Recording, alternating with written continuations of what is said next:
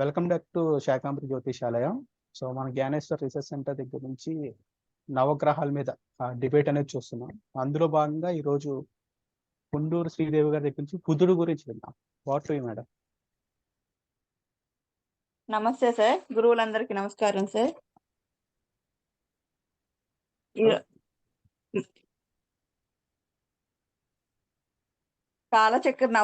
కాలచక్రంలో మనకి 12 రాసులు ఉన్నాయి సార్. ఆ 12 రాసుల్లో బుధగ్రహము అన్నది మిథున రాశికిను కన్యా రాశికిను ఆధిపత్యం తీసుకుని ఉంది సార్.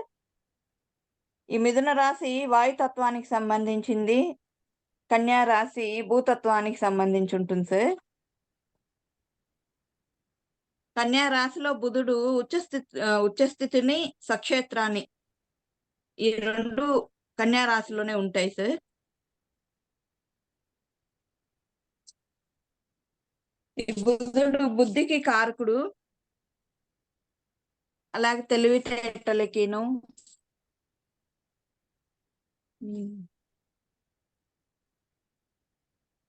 వ్యాపారానికిను, బంధాలలో అయితే చెల్లెలు, మర్దలు, బావమర్దులు, వదిన, పిన్ని, పిన్నమ్మ వీటికి కారకత్వాలు వహిస్తారు సార్. ఆయన పచ్చకి ఆకుపచ్చ రంగుకి కారకుడు. ఎమరాల్డ్స్ అన్న రత్నాన్ని మనం బుధుడు లోపం అన్నది ఉన్నప్పుడు ఎమరాల్డ్స్ రత్నాన్ని ధరిస్తాము. ఆయన రుచికి కారకుడు, పచ్చదనానికి కారకుడు, కుండ, గవ్వలు, టోపీ, మెట్లు, మనము ఎక్కువ ఇంటికి కట్టుకునే మెట్లు, వీటికి అన్నిటికీ బుధుడు కారకుడు సార్. ఈయనకి 17 సంవత్సరాలు దశాకాలం అన్నది ఉంటుంది బుధుడికి. బుధుడు రాశి చక్రంలో 1, 2, 5, 6, 7 స్థానాల్లో గాను ఉంటే అనుకూల ఫలితాలను ఇస్తారు సార్. 6వ స్థానము ఆయనకు ఉచ్చ స్థానం అవుతుంది. 12వ స్థానము నీచ స్థానం అవుతుంది. అంటే కన్యా రాశి ఉచ్చ స్థానం సార్, మీన రాశి నీచ స్థానము.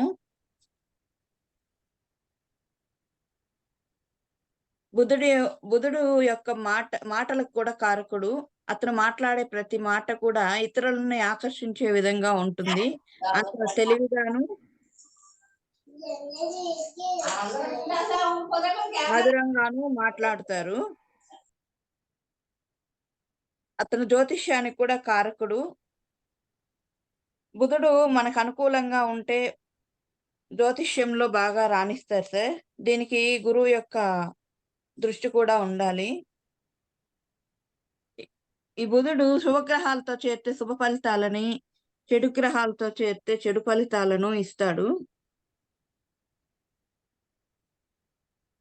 ఇంకా ఆరోగ్య విషయానికి వస్తే బుధుడు నరాలకి కారకుడు, అలాగే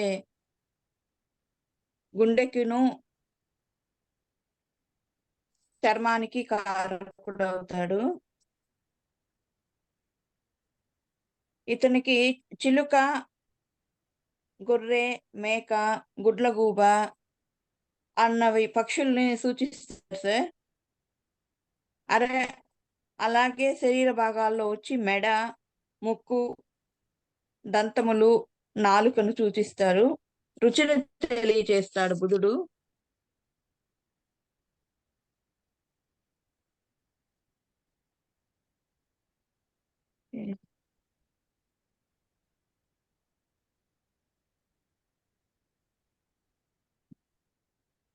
ఇతనికి మనకు బుధుడు అనుకూలంగా లేకపోతే పెసులను దానం చేయడం గాని, దుర్గాదేవిని స్తుతించడం గాని, దుర్గా సప్తశతిని చదవడం కానీ చేయాలి సార్. ఇతని యొక్క గుణాలు వచ్చి లోభత్వము, అంటే లోభితనం అన్నది ఉంటుంది, స్వార్థం అన్నది ఉంటుంది. నువ్వు ఎంత ఇస్తా నేను అంత ఇస్తాను అన్నటువంటి వ్యాపార ధోరణి అన్నది ఉంటుంది. ఇతను గణితానికిను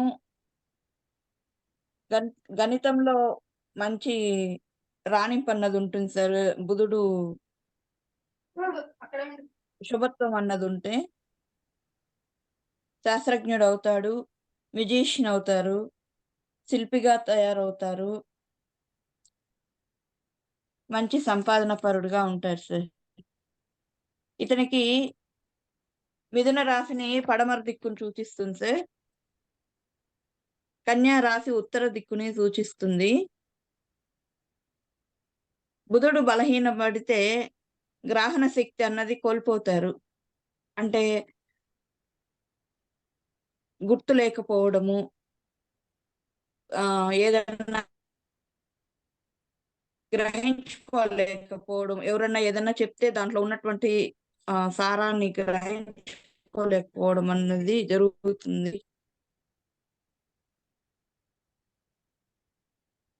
ఈయన రాశిలో ఒక రాశిలో ఒక నెల రోజులు సంచరిస్తూ ఉంటారు.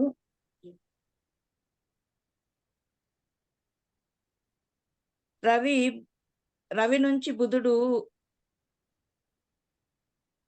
రవితో కలిసి ఉంటే బుధుడు మంచిగా ఫలితాలు ఇస్తారు. అంటే వెలుగుకు కారకుడైనటువంటి సూర్యుని యొక్క తెలివిని అన్నది తను ఉపయోగించుకొని తన తెలివితేటలను అన్నది ప్రదర్శిస్తూ ఉంటాడు సార్. తప్పులుంటే క్షమించండి, చెప్పడం నాకు సరిగా రాదు. పర్లేదు మేడం, మీలాంటి వాళ్ళని మెయిన్ స్ట్రీమ్ లో తీసుకురావాలని ఈ రీసెర్చ్ సెంటర్ ఉద్దేశము. చాలా బాగా చెప్పారు. బుధుడు అంటే ఇంకోటి ఏం చెప్పారంటే డాక్యుమెంటేషన్ కారకుడు బుధుడు. సో ఎప్పుడన్నా డాక్యుమెంటేషన్ వల్ల లీగల్ కేసెస్ ఉంటే ఇంకో రెమెడీ ఏం చెప్పారంటే విష్ణు సహస్రనామం చదవమంటారు. బుధుడు వల్ల ఏదైనా డాక్యుమెంటేషన్ కానీ కోర్టు కేసెస్ కానీ ఏమైనా జరుగుతుంటుంటే విష్ణు సహస్రం పాఠం కూడా ఒక రెమెడీగా పనిచేస్తుంది. ఓకే, నెక్స్ట్ గురువు దగ్గరికి వెళ్దాం. మేడం, ఏం భయపడాల్సిన పర్లేదు బాగా చెప్పారు. రైట్, మంచి విషయాలు తెలియజేశారు బుధుని గురించి. Thank you. Next Bharat Kumar గారు గురువు గురించి. నమస్కారం అండి అందరికి. నమస్తే సార్. చాలా రోజుల తర్వాత ఈ గ్రూప్ లోకి ఆహ్వానించడం జరిగింది, ధన్యవాదాలండి. మొదటగా మనకి శ్రీ గురుభ్యో నమః, శ్రీ గురుదత్త, జై గురుదత్త.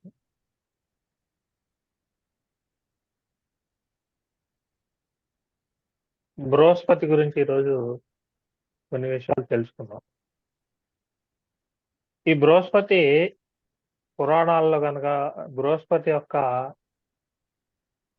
చరిత్ర కనుక తెలిస్తే ఆల్మోస్ట్ గురువు అంటే మన ఈ జ్యోతిష్యంలో గురువుని మనం ఈజీగా మనం ఫైండ్ అవుట్ చేయొచ్చు. అంటే గురువు యొక్క తత్వం ఏంటో అర్థమైతే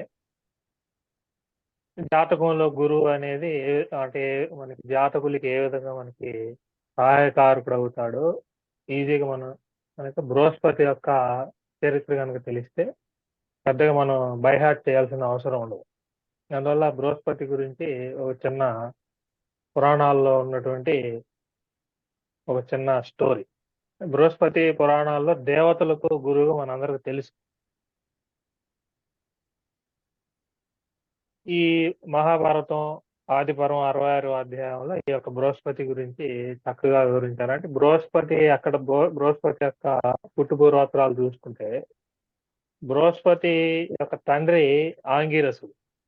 ఆంగిరసుడు ఎవరంటే బ్రహ్మ యొక్క మనకి బ్రహ్మ సృష్టించినటువంటి ప్రజాపతుల్లో ఒక ప్రజాపతి ఆంగిరసుడు. ఆంగిరసుడు కుమారుడే ఈ యొక్క బృహస్పతి. ఈ బృహస్పతికి తల్లి వసుధ.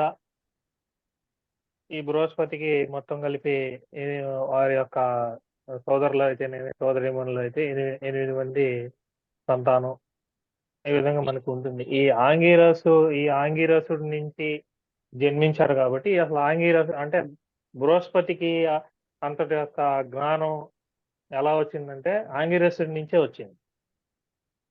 అంటే తండ్రి అయినటువంటి ఆంగిరసుడు శివుడి గురించి మనకి తపస్సు చేస్తూ ఉంటే ఆ యొక్క తపోశక్తికి ఈ ఆంగిరసుడు యొక్క వెనకాల ఒక అగ్ని జ్వాల అనేది జన్మించింది అన్నమాట.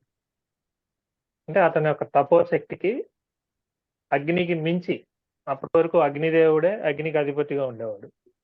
ఎప్పుడైతే ఈ ఆంగిరసుడు తపస్సు చేయడం ఆరంభించాడో అగ్నికి మించినటువంటి జ్వాలలు రావటంతోనే అగ్నిదేవుడే ప్రత్యక్షమయ్యి నా స్థానాన్ని నీకు ఇచ్చేస్తున్నాను. ఈ జ్యోతి అనే అగ్ని జ్వాలకు సంబంధించినటువంటి అగ్ని నేను 2వ స్థానంలో ఉంటాను, నువ్వే మొదటి స్థానంలో ఉంటావు. ఎందుకంటే అంతటి వెలుగు అనేది ఉద్భవించింది ఎందుకు ఆంగిరసుడు ఈ యొక్క తపస్సు చేసేటప్పుడు.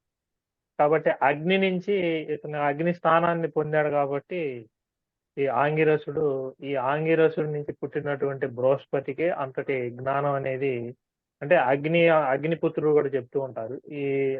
అంతటి జ్వాల నుంచి జన్మించాడు కాబట్టి అంతటి మేధాశక్తి అనేది బృహస్పతికి బై బర్త్ అంటే తండ్రి ద్వారా వచ్చింది అనేది మనకి పురాణాల ద్వారా తెలియజేస్తుంది. అదే మనకి ఈ బృహస్పతికి ఈ జ్యోతిష్ శాస్త్రంలో కుండలిలో మనకి 9వ స్థానాన్ని కేటాయించడం కూడా కారణం కూడా మేబీ అయి ఉండొచ్చు. ఎందుకంటే 9th హౌస్ అంటే తండ్రి, ఈ 9th హౌస్ కూడా మళ్ళీ అగ్నితత్వం రాసేయింది. సో కాబట్టి వాళ్ళ యొక్క తండ్రి గారి నుంచే ఆ యొక్క లక్షణాలు అనేవి ఈ బృహస్పతికి వచ్చి ఉంటాయి అనేటటువంటి ఒక నమ్మకం అనేది ఆ 9th హౌస్ అనేది పర్టికులర్ గా బృహస్పతికి అంటే ధనుసు రాశికి కేటాయించారా అనే పురాణాల ద్వారా మనం తెలుసుకోవచ్చు. సో ఇక ఎక్కడ ఉచ్చి పొందుతాడు, అది ఎందుకు ఉచ్చి పొందుతాడు నెక్స్ట్ టాపిక్ వెళ్ళిపోతే ఆ తర్వాత మనకి బృహస్పతి యొక్క భార్య మనకి తార అని అందరూ తెలుసు. బృహస్పతి యొక్క భార్య తార. ఈ పురాణాల్లో మనకి ఏం చెప్పారంటే ఈ బృహస్పతి భార్య తార అనేటటువంటి వాళ్ళ భార్య మనకి చంద్రుడి యొక్క అందాన్ని చూసి ముగ్ధురాలైపోయి ఒకానొక సందర్భంలో బృహస్పతిని వదిలేసి చంద్రుడి దగ్గరికి వెళ్ళిపోతుంది. ఈ తార అంటే బృహస్పతి యొక్క భార్య వెళ్ళిపోయినప్పుడు అది సృష్టి యొక్క విరుద్ధం కాబట్టి దేవతలందరూ మళ్ళీ ఒక సెటిల్మెంట్ చేసి ఇది రాంగ్ అమ్మ అని చెప్పేసి ఆమెను తీసుకొచ్చి మళ్ళీ బృహస్పతి దగ్గర మనకి సెటిల్మెంట్ చేస్తారు. ఆమె తిరిగి మళ్ళీ బృహస్పతి దగ్గరికి వచ్చేస్తుంది ఈ తారాని.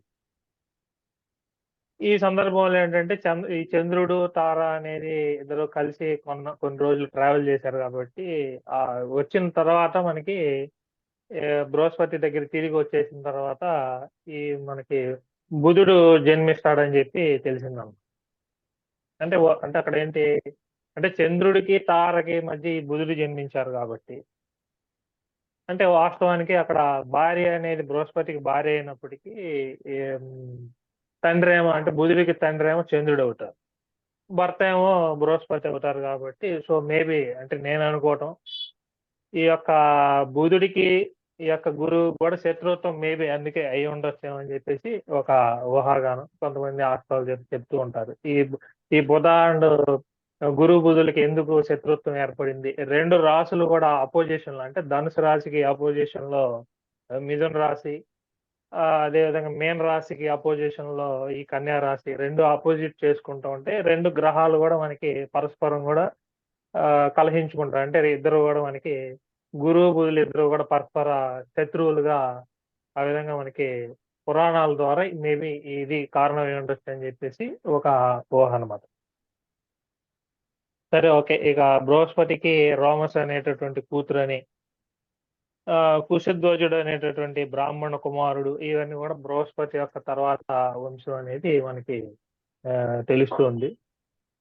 ఈ యొక్క గురువు అనేది ఆస్ట్రాలజీలో మన యొక్క జ్యోతిష్ శాస్త్రంలో ఈశాన్య దిక్కుకి అధిగ్రహంగా నిర్ణయించడం జరిగింది. ఈ యొక్క గురువు సత్వగుణం కలిగి ఉంటాడు. సత్వగుణం అంటే మనకి త్రిగుణాల్లో మనకి సత్వగుణం, సత్వ రజో తమో గుణాల్లో మనకి ఈ యొక్క గురువుకి సత్వగుణం అనేది ఇవ్వటం జరిగింది. తర్వాత మనకి ఈ యొక్క గురువుకి ఆకాశ తత్వం ఇచ్చారు. సరే ఆకాశ తత్వం అలా మనకి రాసులకి మనకి అగ్నితత్వ రాసులు ఉన్నాయి, భూతత్వ రాసులు ఉన్నాయి, వాయు జలతత్వ రాసులు ఉన్నాయి. కానీ మనకి ఆకాశతత్వం అనేది లేదు. ఆకాశతత్వ రాసులు లేవు కదా. ఉన్నాయి మనకి పంచభూతాలు ఉన్నాయి. ఈ పంచభూతాల్లో ఈ 4 తత్వాలు కూడా 4 3 12 రాసులకు పంచారు.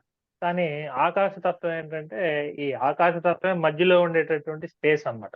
అంటే మనకి ఈ యొక్క ఎంటీ అన్నమాట.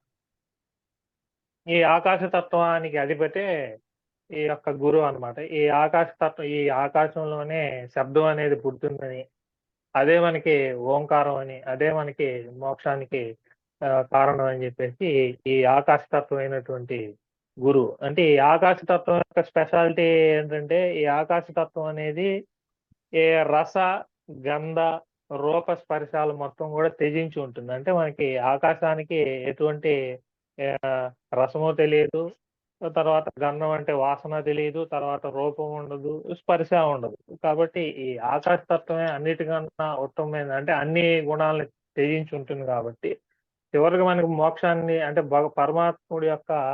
పరమాత్ముడికి చేరాలంటే చివరి యొక్క అంకమే మనకి ఆకాశ తత్వమే. ఇక ఆకాశ తత్వాన్ని కూడా వదిలిపెట్టిన తర్వాత ఇక మిగిలేది మనకి పరబ్రహ్మ స్వరూపమే. అదే మనకి అహం బ్రహ్మస్మి అని కూడా తెలియజేశారు. సో అది మనకి అంటే ఈ గురువు నుంచి మనం నేర్చుకోవాల్సింది ఏంటంటే మనకి ఆకాశ తత్వం లాంటి అంటే అన్ని త్రిగుణాలకి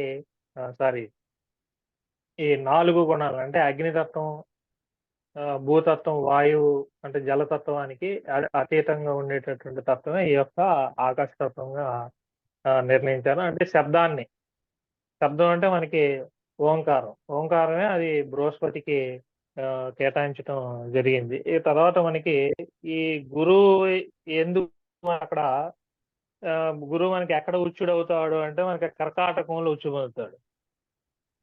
పర్టికులర్ గా కర్కాటకంలోనే ఎందుకు ఉచ్చుడై అక్కడ ఉచ్చాన్ని ఎందుకు ఇచ్చారంటే ఇక్కడ మనకి ఆంగిరసుడు యొక్క కుమారుడు కాబట్టి ఆంగిరస అంటే మనకి అర్థం పేరులోనే ఉంది.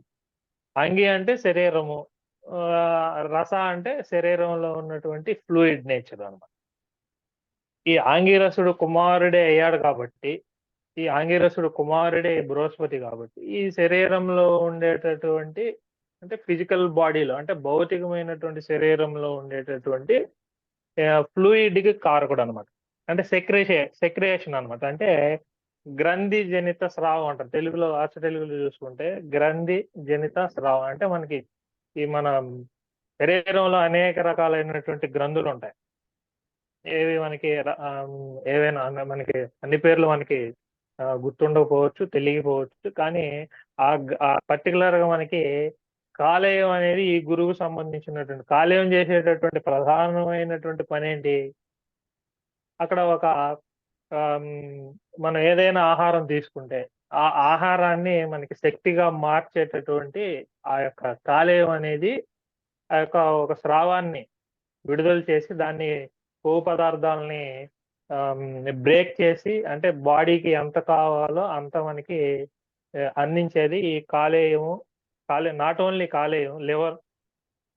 ఈ గురువుకి ప్రధానంగా ఏంది చెప్తారంటే బాడీలో ఉన్నటువంటి ఇతర గ్రంథులకి అన్ని రకాల గ్రంథులు అంటే మనకి ఇప్పుడు ఎగ్జాంపుల్ చూసుకుంటే డయాబెటీస్ కారణం కూడా ఈ గురువే అవుతున్నారు. డయాబెటీస్ కి మనకి ఏ గ్రంథి అండి? డయాబెటీస్ కి మనకి ప్యాంక్రియాస్ అనేటటువంటి గ్రంథి. ఆ గ్రంథి నుంచి ఇన్సులిన్ ఉత్పత్తి అవ్వట్లేదు అంటే ఆ గ్రంథి జనిత స్రావం అనేది ఉత్పత్తి కావట్లేదు అంటే అక్కడ కారణం అనేది గురువు అన్నమాట. ఎప్పుడైతే ఈ పర్టికులర్ గా మనకి ఈ యొక్క ఇన్సులిన్ ఉత్పత్తి కాదో మన రక్తంలో ఉన్నటువంటి గ్లూకోజ్ ఇవన్నీ పెరిగిపోయి అది మనకి షుగర్ అనే వ్యాధితో మనకి అందువల్ల మనకి ఈ మెయిన్ గా ఏంటంటే ఈ ఆంగిరసుడు కుమారుడైనటువంటి ఈ యొక్క బృహస్పతికి గ్రంథి జనిత స్రావాలన్నిటికీ కూడా ఆధిపత్యం ఇచ్చారు. అంటే మన మనిషి బతకాలంటే ఆహారం తీసుకోవాలి. అందుకని అతన్ని బృహస్పతిని మనం జీవకారకుడు అన్నారు. అందువల్ల అక్కడ ఎక్కడ ఉచ్చు పెట్టాడంటే చంద్రుడి యొక్క రాశిలో అంటే కర్కాటక రాశిలో. కర్కాటకం అంటే ఏంటి? తల్లి అంటే ఫీడింగ్, అక్కడ ఉచ్చు పొందుతున్నాడు. అంటే అక్కడ ఉచ్చుడు అయి ఉండటం వల్ల ఈ జీవి అనే జీవానికి కావలసినటువంటి శక్తిని అందిస్తున్నాడు. అందువల్ల అక్కడ బృహస్పతిని తీసుకెళ్ళిపోయి అక్కడ కర్కాటక రాశిలో 5 డిగ్రీల దగ్గర పరమోచ్చ స్థితిలో పెట్టడం వల్ల ఈ యొక్క జీవం అనేది అంటే మనకి జీవజాలం అనేది బతకాలంటే అక్కడ ఉచ్చుడై ఉండాలి. ఉచ్చుడై ఉంటే ఈ మొత్తాన్ని మేనేజ్ చేయగలడు. అంటే ఈ బాడీలో ఉన్నటువంటి తీసుకున్నటువంటి ఆహారానికి కారకుడు చంద్రుడు, నీటి కారకుడు చంద్రుడు. కానీ ఏంటంటే మొత్తాన్ని బ్యాలెన్స్ చేయాలి కదా. తీసుకునే ఆహారం అనేది మొత్తం మేనేజ్ చేయాలి. మేనేజ్ చేయకుండా యాజ్ ఇట్ ఈజ్ అది ఆహారం అలానే ఉందనుకోండి, ఏమవుతుంది? శరీరం అనేది కుళ్ళిపోయింది. అంటే తీసుకున్న ఆహారాన్ని మొత్తం అంటే శరీరానికి సమంగా అంటే దాన్ని కొవ్వు పదార్థాలని బ్రేక్ చేసిన తర్వాత మనకి తీసుకున్న ఎక్సెస్ వాటర్ని మనకి మూత్రపిండాల ద్వారా అంటే బయటికి అంటే శరీరానికి బతకడానికి ఎంత కావాలో అంత ఉంచేసి మిగతాదంతా బయటికి పంపించేటటువంటి కారకుడు ఎవరంటే ఈ గురువే. మొత్తం మనం తీసుకున్న ఆహారం మొత్తం కూడా శరీరానికి ఉపయోగపడదు. వేస్ట్ మెటీరియల్ అనేది బయటికి పోవాల్సిందే.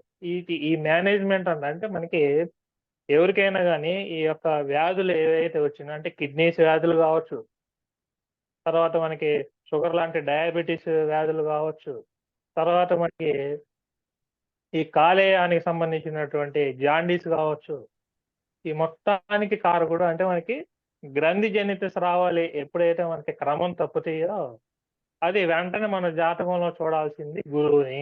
గురువు ఏ పొజిషన్ లో ఉన్నాడు? కిడ్నీస్ ఫెయిల్ అయ్యి చనిపోయారు అని మన గురువు గారు ఇందాక మనకి స్టార్టింగ్ లో చెప్పారు. మేబీ అంటే వారి జాతకం నాకు తెలియదు, ఉండొచ్చు. ఆ తర్వాత మనకి షుగర్ ఎక్కువైపోయి బ్లడ్ అంటే గుండెపోటు వచ్చిందని చెప్పి మనకి సమస్యలు వస్తూ ఉంటాయి. దానికి కారకుడు గురువే. తర్వాత ఫ్యాటీ లివర్ అంటే కాలేయం సరిగా పనిచేయకపోవటం, కాలేయం అనేది పెద్దగా మనకి ఎక్స్పాండ్ అవ్వటం, వీటన్నిటికి కారకుడు అంటే ఈ జాతకంలో ఉన్నటువంటి అనేక రకమైనటువంటి రోగాల కారకుడు ఈ యొక్క బృహస్పతిని ప్రధానంగా చూసుకుని అందువల్ల జీవకారకుడు అయ్యాడు. ఈ తర్వాత మనకి ఈ జీవి బతకాలంటే ఈ ఆహారాన్ని సంపాదించాలంటే మనకి ధనం కావాలి కాబట్టి ఈ ధనానికి కారకుడే ఈ యొక్క బృహస్పతిని తీసుకున్నారు. ఈ తర్వాత మనకి మనం చేసినటువంటి అంటే ఈ యొక్క అంటే కర్మలో మనకి నెక్స్ట్ అనేది మనకు సృష్టి అనేది ఒక యజ్ఞం కాబట్టి ఆ తర్వాత మనకి మన తర్వాత తరాన్ని కూడా ఇచ్చేది కూడా తీసుకెళ్లేది ఈ యొక్క బృహస్పతి కాబట్టి ఈ యొక్క సంతానానికి కారకుడు కూడా మనకి ఈ యొక్క గురువే కారకుడు. అంటే ధనానికి, సంతానానికి, అంటే ఆరోగ్యానికి, అంటే ఈ యొక్క శరీరం అనేది మనుగడకి మొత్తం కారకుడు ఈ యొక్క బృహస్పతి. కాబట్టి మెయిన్ జాతకంలో అందువల్ల మనకి గురుబలం ఉండాలి అని చెప్తూ ఉంటారు అనమాట. గురుబలం లేనటువంటి ఏ జాతకమైనా సరే అనేక రకాలైనటువంటి అంటే మనకి ఆర్థిక పరమైనటువంటి ఇబ్బందులు, సంతానపరమైనటువంటి ఇబ్బందులు, తర్వాత అదృష్టానికి అంటే 9th హౌస్ అదృష్టాన్ని తెలియజేస్తుంది కాబట్టి అదృష్టం లేమితో మనకి ఇబ్బందులు కష్టపడుతూ ఉంటారు. అదృష్టం అనేది దక్కదు. అందువల్ల జాతకంలో మేజర్ పార్ట్ అనేది ఈ బృహస్పతికి ఇవ్వటం జరిగింది కాబట్టి ఒక గురువుని చూసి జాతకాన్ని పూర్తిగా అంచనా వేసి అంటే ఆ జాతకుడు ఎంత అదృష్టవంతుడు, ఎంత ధనాన్ని సంపాదించగలడు, వారి యొక్క సంతాన వృద్ధి ఏ విధంగా ఉంది అనేది మొత్తం కూడా మనకి ఆర్థిక స్థితిగతులు, కుటుంబానికి 2వ స్థానం ఆర్థికం కాబట్టి అది కూడా మనకి కుటుంబ స్థానం ఉంటుంది కాబట్టి కుటుంబ వృద్ధి మెయిన్ గా. కుటుంబ వృద్ధి చెందాలంటే ఈ యొక్క గురువుని చూసుకోవాలి. ధన వృద్ధి చెందాలంటే ఈ యొక్క గురువునే జాతకంలో ప్రధానంగా చూసుకోవాలి. అదృష్టం అనేది ఉండాలంటే మెయిన్ ఈ యొక్క గురువునే చూసుకోవాలి. ఇక తర్వాత మనకి 9th హౌస్ కి ఎందుకు ఇచ్చారు అంటే ప్రధాన కారణం ఏంటంటే 9th హౌస్ అంటే సూపర్ కాన్షియస్ అంటే హైయర్ ఎడ్యుకేషన్ అంటే ఉన్నతమైనటువంటి విద్య. అది ఏదైనా కావచ్చు, అది ఆధ్యాత్మిక విద్య కావచ్చు, భౌతిక విద్యలు కావచ్చు, ఏదైనా whatever it is higher కాన్షియస్నే మనకి ఇక్కడ మనకి భౌతికమైనటువంటి ప్రపంచంలో ఉన్నత విద్యకి కేటాయించారు. అదే మనకి 9th హౌస్. ఇదే 9th హౌస్ ఏంటంటే 9th హౌస్ అంటే డిస్టెన్స్ ప్లేసెస్ అనమాట.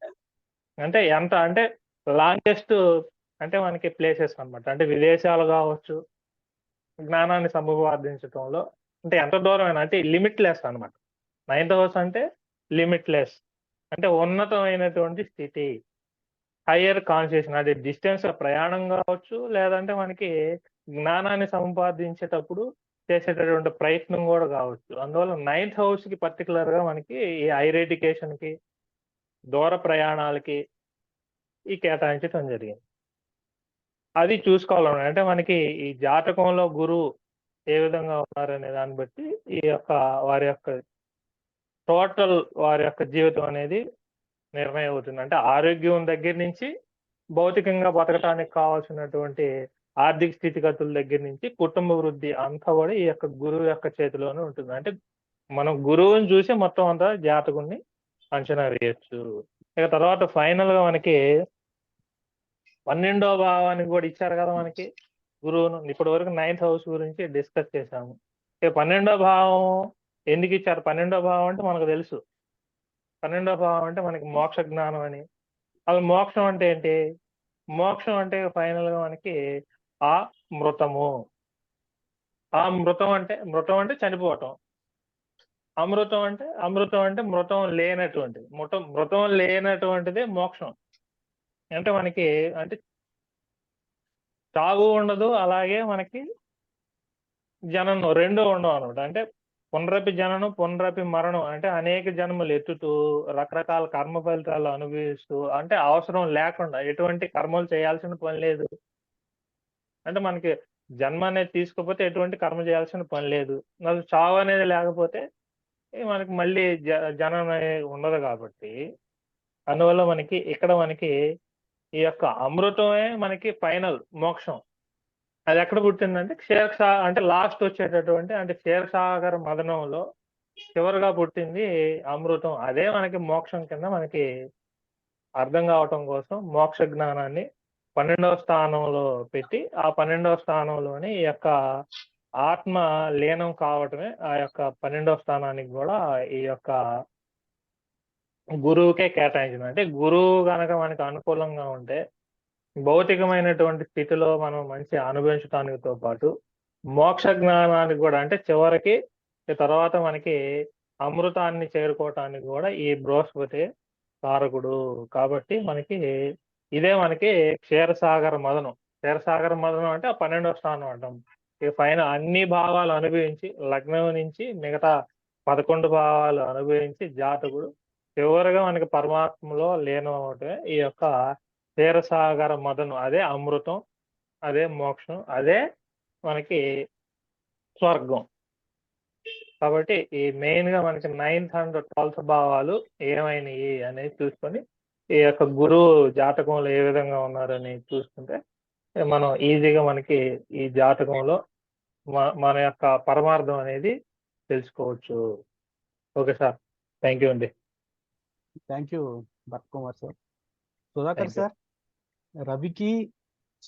బుద్ధుడికి గురువుకి శత్రుత్వం ఉందని చెప్పే భరత్ కుమార్ గారు మన కాలకృష్ణలో ఒక అద్భుతం చేస్తే ఏమవుతుందంటే మిథున కన్యలు దిశోభ రాశులు, ధనస్సు మేనము దిశోభ రాశులు. ఈ రెండు ఈ శత్రువులకి ఎందుకు ఇచ్చారు? బుధుడికి గురువుకి ఎందుకు ఇచ్చారనే దిశోభ రాశులు. దిశోభవ రాశి అంటే ఇక్కడ అనేకమైనటువంటి అంటే మల్టీ టాస్క్స్ చేసేదానికి అవకాశం ఉన్నటువంటి గ్రహాలు అన్నమాట. ఇప్పుడు బుధుడిని తీసుకోండి, ఇట్లా కంప్యూటర్ నాలెడ్జ్ కానీ, ఇక్కడ వైద్య వృత్తిలో కానీ, ఏ రంగంలో బిజినెస్ కానీ, ఇట్లా టీచర్ కానీ, అస్ట్రాలజర్గా కానీ, సో ఏ రంగంలో తీసుకున్నా అతను గొప్పగా రాణించగలుగుతాడు. కాబట్టి అలా చేసేటువంటి వాళ్ళందరూ ఒకే పని చేయలేరు, 2-3 పనులు చేయగలుగుతారు. ఇక్కడ కమ్యూనికేషన్ అన్నాం. కమ్యూనికేషన్ అంటే ఒకే రకమైనటువంటి ఇది కాదు కమ్యూనికేషన్ అనేది. సో పొలిటికల్ స్పీచ్ కావచ్చు, యాంకర్ కావచ్చు, ఇంకా ఈ ఉపాధ్యాయుడు కావచ్చు, ఇలా స్పీచ్ పరంగా కూడా సంగీతం, సాహిత్యం, కళారంగం ఇవన్నీ కూడా మల్టీ టాస్క్స్ సంబంధించినటువంటి అన్నమాట. ఇప్పుడు ఒక ఉద్యోగం చేస్తూ సంగీతం నేర్చుకుంటూ ఉంటుంది, ఒక కంప్యూటర్ ఇంజనీర్గా ఉండి అతను సంగీతం నేర్చుకుంటూ ఉండొచ్చు. అలా మల్టీ టాస్క్స్ కలిగినటువంటి గ్రహాలు ఏంటంటే ఈ బుధుడు, గురువు అన్నమాట. గురువు ఏంటంటే విస్తరణ కారకుడు. అంటే అతను ఎక్కడుంటే అక్కడ దాన్ని విస్తరించాలి. కాబట్టి అందువలన ఇక్కడ ద్విస్వభావ రాశులు ఇవ్వడం అనేది జరిగింది. ఇక ద్విస్వభావ రాశులతో పాటు మళ్ళా గ్రహాలు భాగ్యస్థానము, ద్వాదశం కూడా గురువుకి ఇవ్వడం జరిగింది. సో దానికి కారణాలు ఉన్నాయి. ద్వాదశం ఎందుకు ఇచ్చారనేది ఇంతకుముందు మనకు భరత్ సార్ చాలా క్లుప్తంగా తెలియజేశారు. సో జ్ఞానం లేకుండా మోక్షం లేదు అనేది ప్రధానం అన్నమాట. కేతువు నీకు ఎంత అనుకూలంగా ఉన్నా, కేతువు నువ్వు ఎంత గట్టిగా పట్టుకున్నా నీకు జ్ఞానం లేకుండా మోక్షం ఇచ్చే అవకాశం లేదు. కాబట్టి గురువు, కేతువు అనేది ప్రధానంగా మోక్షానికి కారకులు అవుతున్నారు. సో అలా జ్ఞాన సముపార్జన అనేది చాలా ఇంపార్టెంట్ మన జీవితంలో అనేది తెలియజేయడానికి గురువును అక్కడ ఉంచడం జరిగింది. బృహస్పతి అనేది దేవతలకు గురువు, సత్వగుణానికి కారకుడు అవుతుంది. సో అందువల్ల గురువుకి ఆ స్థానం ఇవ్వడం జరిగింది. ఇంకా భాగ్యస్థానం అనేది ఉన్నత చదువులకు అన్ని కూడా సాంప్రదాయాలు, కట్టుబాట్లు ఉన్నటువంటి వాళ్ళే పెద్దవాళ్ళుగా ఉంటారు. సో పెద్దవాళ్ళందరూ కూడా ఇతరులకి మార్గదర్శకంగా ఉంటారు. చిన్న వాళ్ళకి డైరెక్షన్స్ చూపించేటువంటి వాళ్ళుగా ఉంటారు. ఆ విధంగా ఉండాలా అనేసి దాని అర్థం. పెద్దవాళ్ళ అయ్యే కొద్దికి చిన్న వాళ్ళకి డైరెక్షన్స్ ఇస్తూ ఉండాలా, సాంప్రదాయాలు పాటించాలా, మన వృత్తులు, ఉద్యోగాలు, వ్యాపారం అంటే ఏంటి, మన కుటుంబం అంటే ఏంటి, కట్టుబాట్లు అంటే ఏంటి, ఇవన్నీ కూడా తెలుసుకోవడమే కాదు, తెలిసిన దాన్ని పంచడం కూడా ఇక్కడ చాలా అవసరం అనేది ఇక్కడ భాగ్యస్థానం అయినటువంటి గురువు, అదృష్టకారకుడు, జీవకారకుడు, ధనకారకుడు అయినటువంటి గురువుని ఇక్కడ పెట్టడం జరిగింది. అంటే ఆయనకి విశ్లేషించేటువంటి శక్తి, సామర్థ్యము ఈయనకు ఉంటుంది కాబట్టి గురువుకి, బృహస్పతికి ఇవ్వడం జరిగింది. సో మిగిలిన వాళ్ళు అది డ్యామేజ్ చేయొచ్చు, దాన్ని ఇవ్వడానికి ఆలస్యం చేయొచ్చు, కానీ గురువు అలా కాదు. సో ఎక్కడుంటే అక్కడ స్ప్రెడ్ చేసేటువంటి, వ్యాప్తి చేసేటువంటి గుణం కలిగినటువంటి వాడు కాబట్టి బృహస్పతిని భాగ్యానికి అధిపతిగా, సో అదే విధంగానే ద్వాదశానికి అధిపతిగా ఇవ్వడం జరిగింది. ఇది ఒక పెద్ద సబ్జెక్టు. ఇది మరలా ఇంకోసారి మనం పెట్టుకుంటాం. Okay, thank you Bharat Kumar sir. చాలా చక్కటి విషయాలు తెలియజేశారు. పురాణాలతో పాటు తీసుకొచ్చారు. చాలా thank you. Okay, next Umar Qayyum sir, శుక్రుడు గురించి. రికార్డింగ్ పెడుతున్నారా? రికార్డింగ్ రన్నింగ్ లో ఉంది సార్. రన్నింగ్ లో ఆఫ్ చేసి పెట్టకపోయారా? ఇదైతే సరిపోతుంది. ఇది సపరేట్ గా ఆఫ్ చేసి పెట్టకపోయారా? ఓకే, టాపిక్ కొంచెం వెళ్తుంది అనుకుంటున్నా. ఓకే, సో నెక్స్ట్ వీడియోలో చూద్దాం. నా ఫ్లో బ్రేక్ చేయకూడదు.